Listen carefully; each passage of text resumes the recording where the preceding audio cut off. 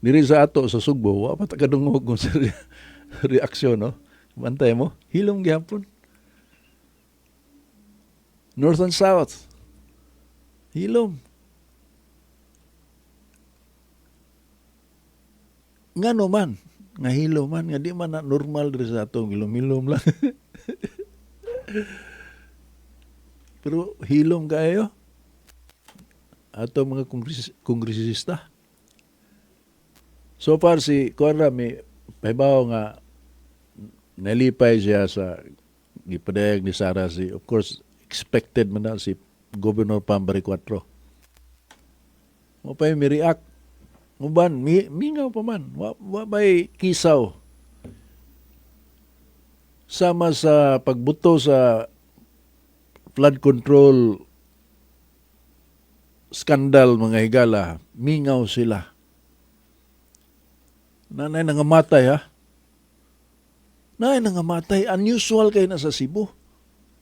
Cebu is known to be an opposition country. Consistent na siya nga opposition country. Walang na ma-opposition panahon ni Duterte kay mga Bisaya man niya. Si Duterte Bisaya man. Taga Cebu pag yun ang kaliwat, wag yun klaro nga opposition country ang Cebu. Kadto si panahon ni GMA, si Sir Zunmundi may naningkamot ko taon siya nga dili masuko ang Cebu ba ni GMA. Taga Cebu man sad si Serge, unya si GMA mo ready ni sa ato magbinisaya kay ang mama ato taga Iligan man. So si took advantage ba? Si took advantage of kinini ang or being regionalistic. Yang gi-exploit na nga kanang sa iyang political mga moves. Like for instance, andun na may baon na dayon na nila kana sila intelligence group god. Nanay mga movement nga mag people power sa Manila. Kato si GMA musirit dayon to diri sa Cebu. Ana mag-opisina da sa Bureau of Customs bitaw kanang Malacañang Palace of the South. Adto sa mag-opisina niya may issue na statement nga the Philippines is not just Manila. So bisan pag mag-rally sila dito di ang presidente which is very much part of the country, why mahimo sila dito sa Manila? Marunong ba? Pero na ay ang advantage in the sense nga kibawal gyud sa Binisaya. Nga kanirong Kasara Duterte. Bisaya man gyud ni. Na ay kontra dito sa Davao, na ay mga oposisyon sa Davao. Na ay dari Surigao na minority kayo itandi sa suporta gyud.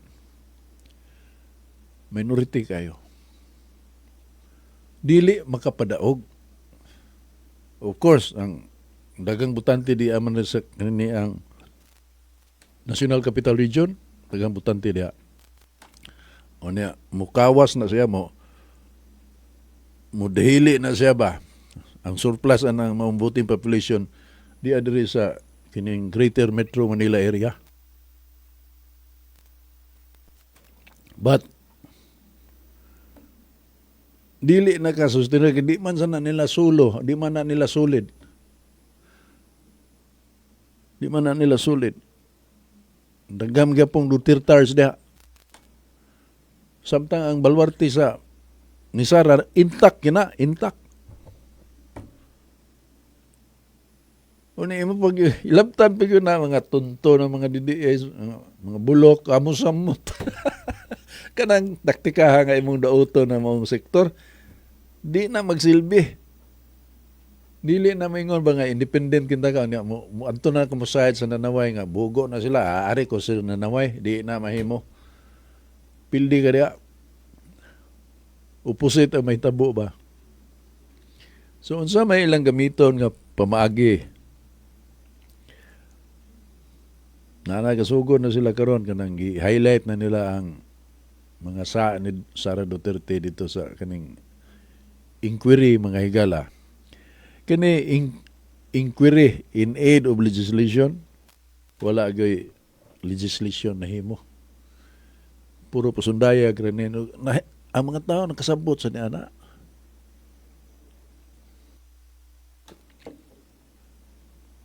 So, wag na po na epekto. Wag epekto sa sentimentos katawan.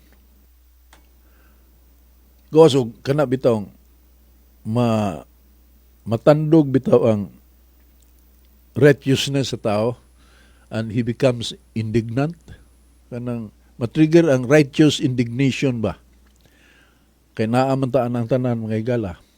Bisan gani kanang mga kriminal na ang gyapon na mga kriminal ha? Na a sense of righteousness ba? Para anang mo ingon tang kadungog tang istorya nga grabe sad oy. 50 pesos ra gipatay gyud, gilunusan gyud. Gikutlo ang kinabuhi tungod lang sa 50 pesos. Daghan ta makadungog na. Pero imo nang subayon nga istorya, makita nimo nga dili lang tong 50 pesos per se mo yung nakaingon nga gipatay niya itong tuwana. Ang sense of justice, sense of fairness mo yung makaingon nga gagamay kantidad imong gipatay na tuwana. In, let us say, to be conservative about it, 60% of that. Mga kaso yung na imo nang subayon, dili gyud ang kwarta per se mo yung nakaingon. Yan ang sense of fairness. Imong gi-violate. Nanaata ang tanan. Sa intro lang sa itong tulumanon. Ipagkatao ta nga doon natay pinsada mga higala. We have the capacity to discern what is right and what is wrong. For us, selfish reason, musa may maayo para nako, ano ba? We have that capacity to discern. Inborn na siya. Inborn na sa mga tao. Unya ka na maong kapasidad, mahimo ng efficient kung dunay space ba? Kanang way pugong-pugong nga pagbuhagay sa mga kasayuran. So, part of that is education. When you are highly educated, nana kay mas lapad ang imong kasayuran. So when you decide, your decision is an informed decision. Una, mao man na karon. Wa may tiktihik ang pagbuhagay sa kamaturan.